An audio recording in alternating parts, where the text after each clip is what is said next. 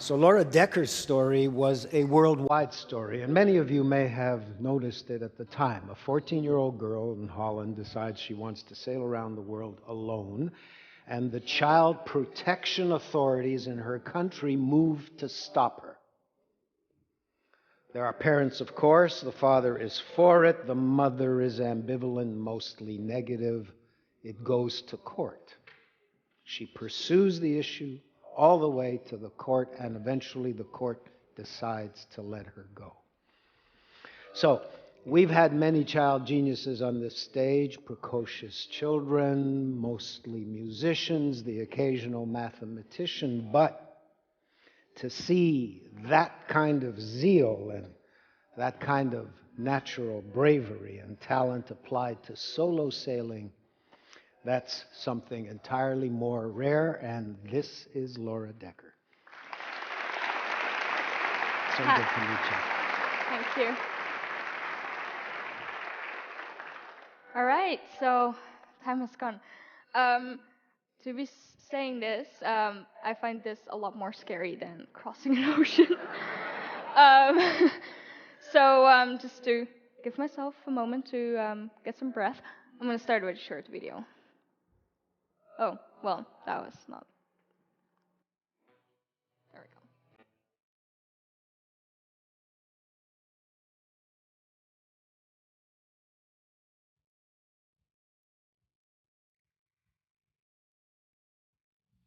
go. Die gaat wel lekker hard.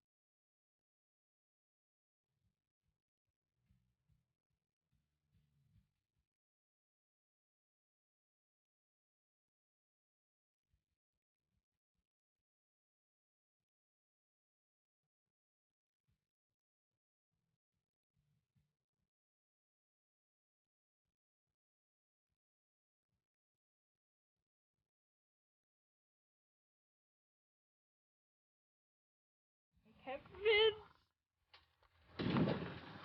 En nu zeil ik.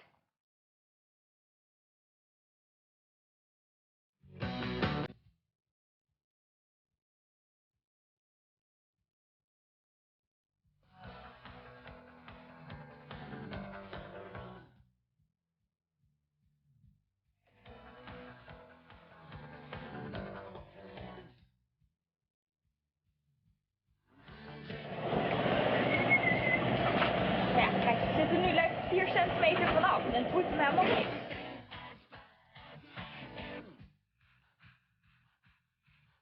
Ik kan het niet zien, maar het is echt heel raar om weer zo dicht bij land te zijn.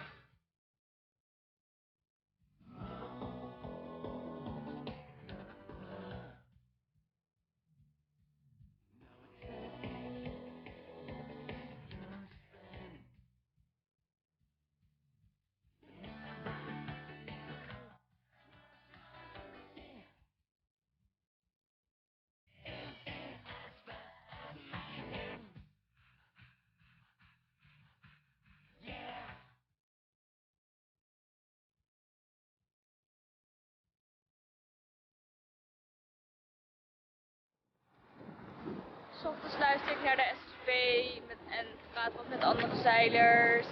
Gooi alle vliegende vissen weer van dek af, de kleine inktvisjes.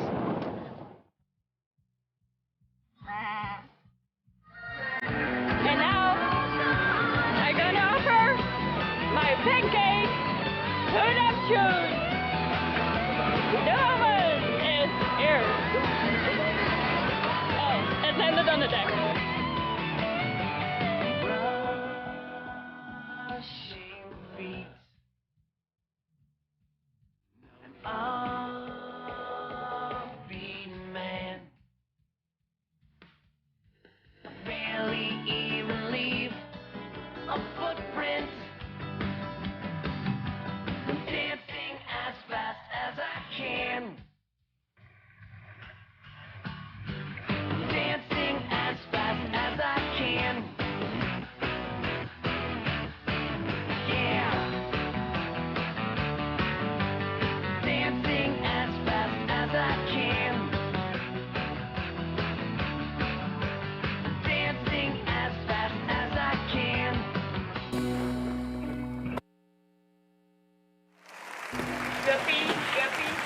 All right. Oh man, I'm not good at this. Aha! Okay, that's where I want to start. Right, so this is not my boat. It's my parents' boat. I figured really the only way to describe why I wanted to do this is to start with my parents. My parents are not, like, really normal. They're kind of insane, actually. My dad started building this boat when he was 16 years old and finished at 22. He then met my mother, they married, and they sailed around the world. In New Zealand, I was born. And we continued after 2 years from New Zealand on the boat. We always lived on the boat. We stopped a lot along the way. My mom working as a street performer with here like snakes, but mostly she did clown for birthday parties and things like that. My dad is a boat builder, so we went through Australia, Indonesia, where my mom got pregnant again, and they flew to Germany, where my sister Kim was born, who is now 15 years old and works in a circus. She doesn't like sailing. Neither does my mom. She still sailed around the world for 7 years. I don't know why. She said she just liked traveling but not sailing. So she works in the circus in summer holidays as she's still in school, but yeah, crazy parents make crazy kids, I guess. So my dad wasn't quite over building boats. This is his new project, which he started when I was 6. He started building this from scratch, made the drawings. It's a replica of another ship, and he started from literally a huge pile of wood. After 2 years, it was this, and now it's this. Again, he started when I was 6, and this is now. It's supposed to be a sailboat. From that, just putting it out there, I got inspired and started building my own boat too. So this is me at the age of 6. It's my first boat. I built it myself. I started like this, and it became that, which is a little bit more advanced. I sailed this across the river to the other side, which at the time seemed like a huge challenge. From there, I advanced to a little bit of bigger boat, which I got through a friend, fixed it up, and I did first racing competitions with this. It's a 2-man boat, so I wasn't allowed to sail it single-handed in races, mostly because I won all the time, and they just said that it was the fault that I was sailing on my own. So that's why my dog is there. I sailed with my dog, and they allowed this because he weighed pretty much the same as me. So, and we still won. And it was great. And he kept sailing with me. This is a boat that was a boat from my dad's boss, and I asked him if I could sail it, and he said, yeah, if you clean it up, take care of it, you can sail it. So I did, and I started really loving going further. So I got money, and I bought myself this boat. Now, many people go like, where the hell do you get this money? Just to say this, I was born in a very poor family. My parents worked very hard for every bit of money they had, but I chose to not keep the money. I chose to work a bit and travel, which is what I do. And for this boat, I worked very hard. From the age of 8 through 11, I cleaned shops every day after school. I did newspapers. At some stages, I even rode a unicycle around in the city during performances and things like that. So yes, I bought this boat on my own for my own money at the age of 11.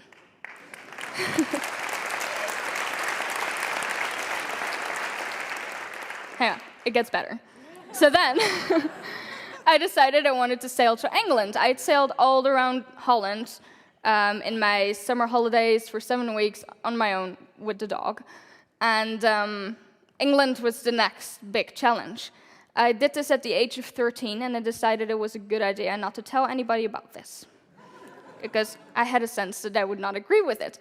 So I arrived in England, and after a few days, the police was kind of wondering what this little girl on her boat was doing, and they started questioning me and calling my dad, who surprisingly was not too worried, because I was gone and the boat was gone, and he knew I could sail, so he was like, okay.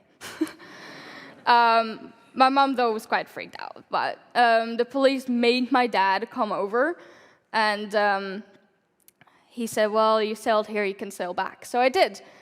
And he kind of hoped that my dream that I had had since the age of 8 to sail around the world would fade away by crossing the English Channel. The English Channel is a very difficult stretch of water, and a lot of good sailors don't want to sail there. And seriously, after 40,000 miles that I did now, I would not go sailing there again for fun. It's a horrible piece of water. It's always shitty weather, a lot of wind, a lot of ships. It's seriously no fun. But I loved it, and I wanted to have more. So unfortunately, not everybody agreed with this. And I had to do schooling, so I wanted to go homeschooling, and I went to the person who has to allow this, and she just thought that I was completely insane. So I went through 10 months of court cases, 8 court cases in total. During these court cases, I got myself another boat, because they told me that the boat I had before was too small, which it's small, but it's not too small. So I got this boat, I fixed it up together with my dad, and kind of felt like there was another slide in between that. This is okay. My dad literally taught me everything I could possibly know about sailing, navigation, engines, technical fixing stuff, everything. So I won the court cases after a year, which was a lot more challenging than the trip itself. And it was very difficult because I knew how to sail, but I had no clue how to handle media or anything like that. So to learn very quickly. On the 21st of August 2010, I finally left on my big trip. And whoops. So first I went down to the Canary Islands, I crossed the Atlantic, I encountered my first kind of storm. I made a big mistake by watching The Day After Tomorrow and getting totally freaked out about hurricanes, and then the next day I had this huge storm, and I was like, so yes, I was scared sometimes, but hey, there is no way out. You can't really step over the side and swim back, and turning around is not really going to help either, so you've just got to keep going. Plus, I realized that this was the dream that I've had since I was 8, so of course I was not going to give up. I was going to keep going, and I knew the challenges laid along the way. They were just good, and over time, I began to really love challenges. I sadly don't have enough time to explain every technical detail, but this is a wind vane. It steers the boat, so I don't just sit there and steer the boat all the time. I can just kind of read, cook, do whatever. I don't have to row or steer. And it broke, so that's a huge problem, but I fixed it. On the ocean, it's kind of like being in a roller coaster and having to fix something. So I finally reached the Caribbean after 17 days at sea, and there I met locals who were very different from what I knew in the Western world. They lived in houses that kind of looked like this. And still they invited me and for dinner, gave me food, gave me water, and basically everything that they had. And that was such a beautiful thing to see these people share everything that they have. Well, they don't have anything, and they're happy to give you these things. It's such a beautiful thing. I asked them if they would have $1 million, what would they do with it? And they had honestly no idea. They were like, oh, well, but I already have everything. I have a house, I have food, I have my family, I'm happy. And that's changed my world. Because on my boat, I didn't have much either. I don't have a shower. I don't have any fancy navigating things. I've got a GPS and a paper map. And my wind vane, and that's about it. Pretty happy with it.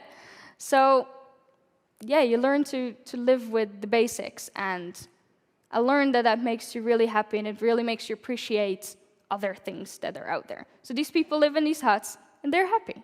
It's awesome. Who wants a house? Who wants a bigger house? Who wants, like, 3 cars? What are you going to do with 3 cars at one time? Right? So from there on, I went through the Panama Canal, and pretty cool thing, but I'm going to move on. I went through the Pacific, where I encountered the most beautiful islands and experience I've had on my trip so far. Beautiful sunsets. Sadly, not as much sea creatures as I wish there were out there. My parents told me they saw dolphins every day. The times I saw dolphins, I can count on 2 hands. It's very sad. And they're such beautiful creatures, so that's one thing, they're disappearing, and that's very sad. So it was beautiful moments when I did actually see them. I did see flying fish as well. Now, I'm not that good a photographer that I can make a picture of a flying fish flying. This is a dead flying fish. So, I guess I have a better imagination than actually being able to make pictures. And these are a lot of dead flying fish. If we saw in the presentation before, it happens a lot, and it was a disgusting job to pick them up in the morning, check them back in the water. I didn't eat them. No, I didn't fish. I don't like killing fish. Yes, I sail around the world, but I don't like killing fish.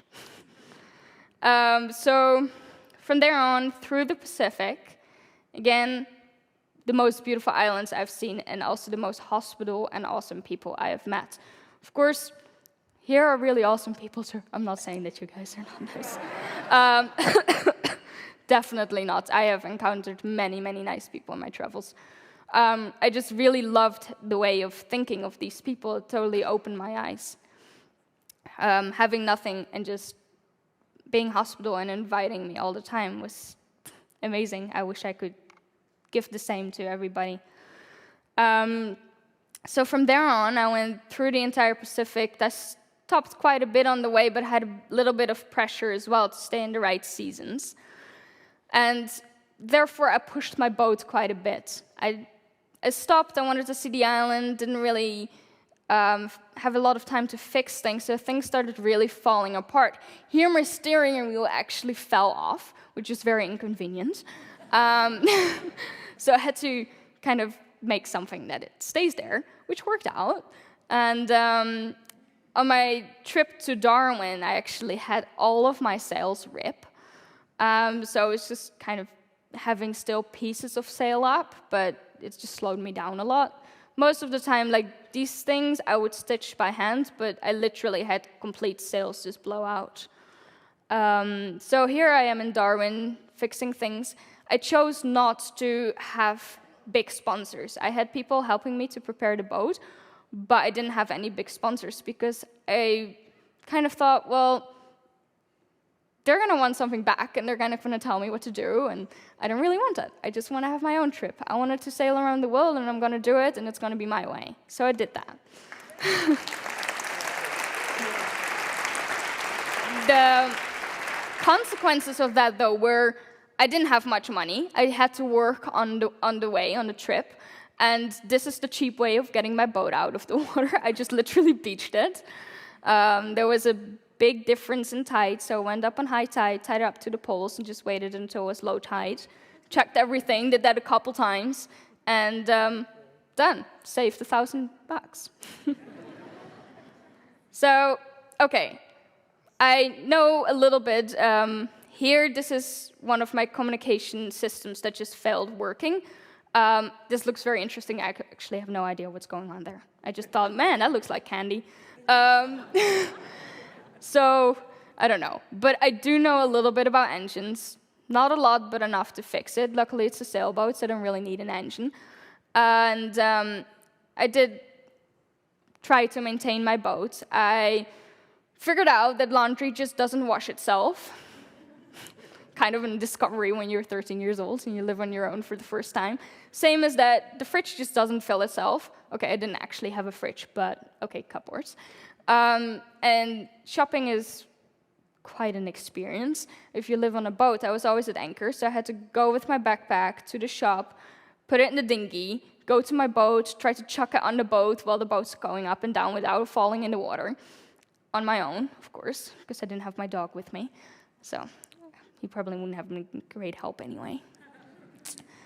And from there on, I sailed to South Africa, which I sailed straight from Australia to South Africa. It took me, how long did it take me? I think like 52 days. I already forgot. I started out with 2 weeks of no wind, nothing. 2 weeks. Imagine sitting there out on the ocean. There's just nothing you can do. So it was a little bit of frustrating at the time, but yeah, as I said, there's just nothing you can do. You just have to wait. So that's what I did. I waited and watched a lot of movies. From there, I got a lot of storms, which I actually loved a lot more because they just got me moving. And I did encounter some big storms. I got a knockdown. For people that don't know what is a knockdown, the mast goes flat in the water. And I was just hanging there, holding on, my feet flying in the air, having a full shower inside of my cabin while everything was closed. But I was fortunate enough that nothing big really broke, and I just thought, okay, that just happened. The rain was awesome. As I said, I didn't have a shower, didn't have a water maker, so rain was really good, and I collected a lot of it. I did have some company on the way. This is Messi. He stayed with me for a week. He is called Messi because he shat in my entire cabin. I gave him some sardines, and he threw them around my cabin. And this is the present that he left me. Very nice. Oh, okay, yes. In South Africa, I got the most severe storm I went through. Not really in waves, but more in wind. I had 65 knots of wind, which, yeah, it's a lot of wind, but it didn't really scare me or anything. It's just something that you have to go through. If you're in a storm, you're just like, okay, I'm in a storm. There's no way out. You just have to keep going. And that's kind of if you're in these situations where there's no way out and you have to keep going, you're focused on keeping going. So no, I was not scared in storms. From there, I went back to the Caribbean. Another non-stop voyage from South Africa straight to the Caribbean. And yes, I sailed at night. You can't anchor at night. The ocean is like 3,000, 4,000 meters deep. I don't have that much stain on board. So the boat sails itself. You keep the sails up. Of course, you need to wake up every now and then and look around that everything is still fine. But keep going. I got my last rough parts and then arrived safely after exactly a year back in St. Martin, the Caribbean, where my family was waiting for me. And for me, it was kind of weird because it was the end of a dream, but the beginning of my life. And I was like, okay, I achieved this thing that I've been wanting to do for my entire life. What am I going to do now? You know? So I thought, okay, I don't really know, so I'm just going to keep sailing. And so I sailed to New Zealand, where I was born, and that's where my base is now. I live in New Zealand.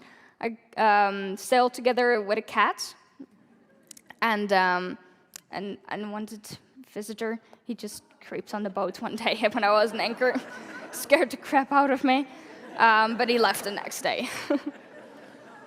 So in New Zealand, I got my driver's license, got a car, traveled around the whole of New Zealand, and I wrote a book in German and Dutch. It will be published in English by the end of this year. And I'm also a youth ambassador of a youth group in New Zealand that's against or trying to prevent suicides in New Zealand. New Zealand has got one of the highest suicide rates under youth. So I'm promoting and being an ambassador of that group. And I'm just traveling a lot. I want to maybe become a professional captain, but then kind of afraid I might get too much of sailing. So I don't know. There's a lot of options. But that's my story.